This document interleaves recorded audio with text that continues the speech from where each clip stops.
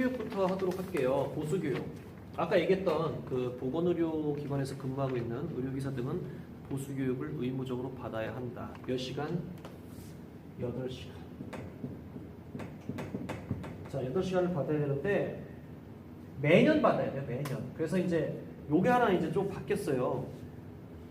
만나서 하는 게 맞죠? 만나서 하는 게 맞는데 이제는 대면 또는 정보통신망, 인터넷으로 아니면은 정보통신망이라는 게 뭐냐면 인터넷으로 녹화한 것을 영상을 틀어줘도 되는데 요즘 줌으로 해갖고 화상 강의하는 거 있죠. 뭐 그렇게 하는 방법도 된다는 뜻을 포함하고 있습니다. 그래서 이게 뭐 그 전부터 사실 이렇게 돼 있었는데 설마 뭐 그런 세상이 올까? 언젠간 오겠지만 근데 빨리 닥쳐서 지금 그렇게 하는 경우가 있어요. 그래서 보수교육을 받아야 한다. 보건기관, 의료기관, 치과, 기공소, 안경업소 크게 이렇게 하면 카테고리 하게 되면 보건의료기관이긴 해요. 다 등에서 보수교육을 받아야 한다. 그 다음에 대면 또는 비대면으로 할 수가 있다.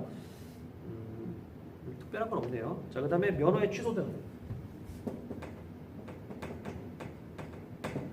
취소 등 내용은 뭐냐? 이게 아까 얘기했던 결격 사유에 들어가는 그런 분들, 결격 사유. 결격 사유 한번 외워볼까요?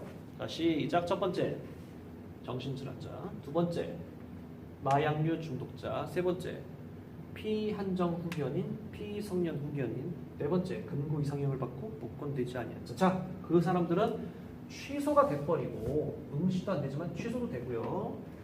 그리고 면허 돼요. 아마도 모든 법은 뭐 면허 돼야 되면 취소시켜 버릴 겁니다. 자, 그 다음에 세 번째, 치과 의사가 발행하는 제작 의뢰서에 따르지 않고 치과 제작물을 업무할 때, 치과 제작물. 자, 네 번째, 똑같죠. 3회 정지 또는 정지 기간에 행위하다가 적발됨. 이건 마찬가지네. 자, 그렇게 되면 취소를 해버린다. 자, 그 다음에 면허에 재발급하는 경우가 있어요. 결격 사유가 되는 경우. 이게 뭐냐면 결격이 되고 난 다음에는 적어도 0년, 똑같네요. 0년. 그러니까 결격 사유에 그 사유가 없어지면 바로 그냥 내줄 수 있다. 그리고 두 번째, 금고 이상형은 금고 이상 여기 써지지 않네요. 금고 이상형은 여기 저기 뭐죠? 의료법에는 3년이라고 돼 있잖아요. 여기는 1년 이상. 그리고 면허 돼요. 이것도 1년. 이 넘어야 된다고요. 1년이 넘고 제가 잘못했어요. 그때 제가 좀 정신 나갔나 봐요. 라고 이렇게 뉘우치면은 그때서 재교부를 할 수 있다. 그 얘기고. 그 다음에 정지기간의 정지기간 이것도 1년. 제작물은 6개월은 넘어야 된다. 이게 제가 쓴 건 뭐냐면요. 최소한 이 기간은 넘어야지 재교부를 할 수 있다. 다만 잘못했다는 빛이 뚜렷할 때라고 나와 있어야 된다는 얘기죠. 결격 사유는 기간과 관계없이 그 사유가 사라지면 종료가 되면 재교부를 할 수 있다. 자격의 이번 정지 볼까요? 이건 정지야 뭐 늘 중요한데 의료법에서 정지 기간은 얼마간입니까? 1년이네. 의료기사 등에 관한 법률에서는 6개월이네. 그렇죠? 요거 항상 조금 강조를 좀 할게요. 비교대조에서 나오는 경우가 있다 보니까. 그리고 대표적으로 우리 면허 정지가 되는 경우는 품위 손상이죠. 품위를 지키라는 얘기예요. 우리 의료기사 등에 속하시는 분들.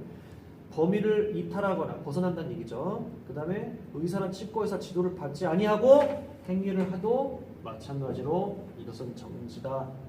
만약에 면허조차도 없던 사람이 의사 또는 치과의사 지도회에 하가 아닌 상태에서 했다. 그럼 그 사람 어떻게 될까요? 퀴즈. 다시 얘기할게요.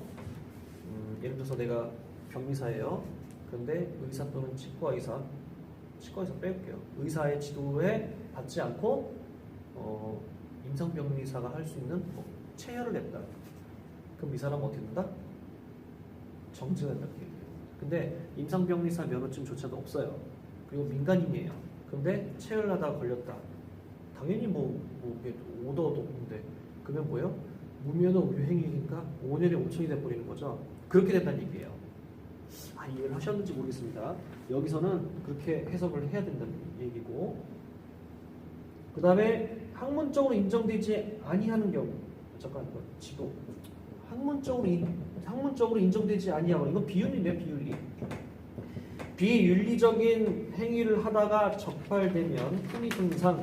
그 다음에 검사 결과와 달리 판시한다. 어떤 때 이렇게 검사 결과 달리 판시할까요? 그렇죠. 누군가가 또 검은 손을 내밀었을 때 악마와 천사가 머릿속에서 싸운 결과로 나타날 수도 있겠죠. 그렇죠? 자, 그 다음에 나머지는 뭐냐면 이제 치과 기공소와 관련된 것들이 좀 있는데, 뭐 이렇게 치과 기공소가 아닌 곳에서 하다가, 그 다음에 개설 등록을 하지 아니하고 운영을 하다가, 그 다음에 제작 의뢰서를 보존도 안 하고, 이거 관련됐다 그러면은 전부 다 품위 손상에 들어가서 정지를 받을 수가 있다라는 얘기네요. 품위 손상이란다. 그냥 정지란 얘기죠. 제가 지금 좀 그래요 지금. 자, 이해 좀 해주시고. 자, 그 다음에 시정명령. 시정명령은 시장군수 구청장은 이게 있어요. 사실 그 의료기사 등에 관한 법률에 의한 이런 일 중에서 시정명령 그런 것은 안에 뭐 이렇게 해야 될 상황에 대해서 못한 것을 지시 내리는데 안 했다가 하는 경우가 대부분이지, 이것을 뭐 개설해서 운영해라 라고 하는 경우는 아직 거의 없어요. 의료기관 측은 좀 많죠. 의료기관 측은 좀 강하게 반발하는 경우가 있어서 간혹 나라에서 명령을 조금 행사하는데, 치과 기공사나 안경업소, 치과 기공소나 안경업소에게 뭐 이렇게 명령을 하는 경우는 그렇게 크게는 없어요. 자, 개설 등록 등의 취소 같은 경우는 만약에 그 잘못하는 경우에는 개설 등록 취소를 명할 수 있겠죠. 거짓 광고, 과장 광고, 면허 없는 사람으로 지금까지 앞에 있었던 잘못이 들어간다면은 개설 등록을 취소시킬 수 있다. 그 다음에 6개월 이내 기간을 정하여 정지시킬 수도 있다. 그 얘기가 됩니다. 그 다음에 청문이라고 하는 거 앞전에도 얘기했는데, 청문을 왜 하냐면 잘못을 저질렀다고 의심되는 자를 취조를 해야 되잖아요. 그때 이렇게 하셨잖아요. 그러면 다들 100% 아니라고 우긴단 말이에요. 이게 제가 그렇게 했습니다. 저 구속시켜주세요. 이렇게 안 하니까. 그래서 정말로 맞는지 청문을 열고 난 다음에 결정을 해야 된다라는 것도 다시 한번 꼬집어 드렸습니다.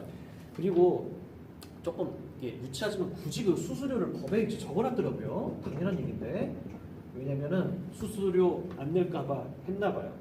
의료기사 등의 면허를 받으려는 사람, 예전에 이제 그 면허를 최종 합격했을 때 이제 제가 수업실에도 또 다시 한번 얘기할 거예요. 정말로 이렇게 학교 다니면서 저도 8학기 내내 고생을 해서 한 번에 시험을 보는 날이 왔는데 좀 많이 마음도 무겁고, 막 시험장에 들어갔을 때 이제 시험 날짜가 딱 오잖아요. 그러면은 그거 전화 막 기다리고 하면서 합격자 발표하는 순간 눈물이 날 뻔했죠. 떨어져도 울고 붙어도 우는, 그렇죠?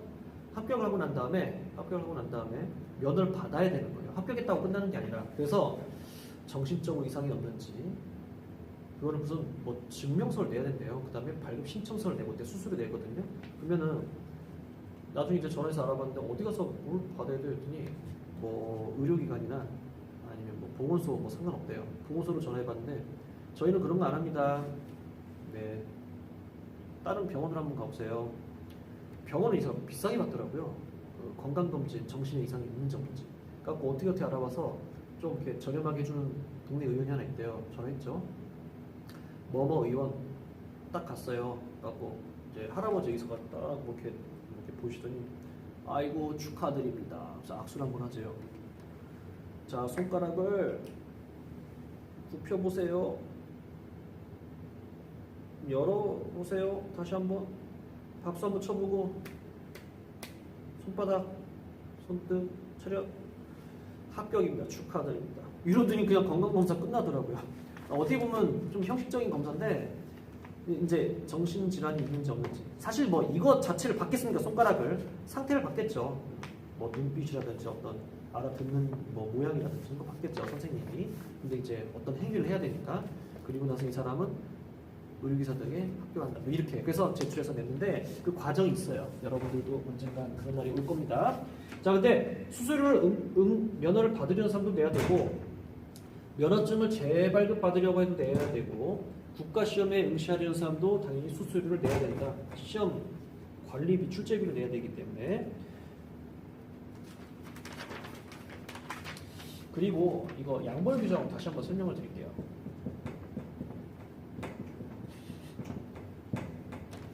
시켰다고 했거나 시킨 자나 똑같다고 했죠. 이거 있어요. 어떤 소년이 카메라를 훔쳤대요. 그래서 그 카메라를 훔쳐서 훔쳐온 카메라를 구입하는 아저씨가 있대요. 어떤 가게에. 그랬을 때 문제를 낼게요. 적발이 되는 경우 카메라를 훔친 소년의 벌칙과 그 훔친 카메라인지 알고 구입한 아저씨 중에서 누가 더 형벌이 셀까요? 소년일까요? 아저씨일까요? 똑같을까요? 정답은 아저씨래요. 왜냐? 뭐 그러면 안 되는데 그런 소년들이 훔친 자들이 왜 훔치겠어요? 팔 수 있는 곳을 있으니까 훔치는 거잖아요. 그쵸? 만약에 아무리 그런 걸 훔쳐와도 사줄 사람이 없으면 훔칠 일이 없다는 거죠. 그렇잖아요. 걔 훔친 거 뭐 카메라 갖다 평생 살겠습니까? 이 법이 이제 이렇게 조정이 돼요. 양벌 규정도 시킨 사람이 벌을 더 크게 받는 게 일단은 시작이에요. 시킨 사람. 시켰다고 한 사람도 잘못이지만 시킨 사람이 더 해요. 시킨 사람이 없으면은 그 사람이 알아서 하는 경우는 없거든요. 의료 행위 중에서 의료 사고 나는 경우가 있어요. 시켜요, 자꾸. 그러면은 시킴을 받은 자는 이걸 안 하면 자기가 앞으로의 관계가 조금 그런다든지 위해를 당하기 때문에 하게 될 확률이 크다는 거죠. 그렇게 해석이 되는 거예요. 자, 이해하셨는지 모르겠습니다. 자, 그래서 의료기사 등에 관한 법률 꼭 연습 문제 풀어보시고 그 다음에 앞에 법조문 차근차근 읽어보시면 또 재미있게 음미하실 수 있을 거라고 봅니다. 예, 수고하셨습니다.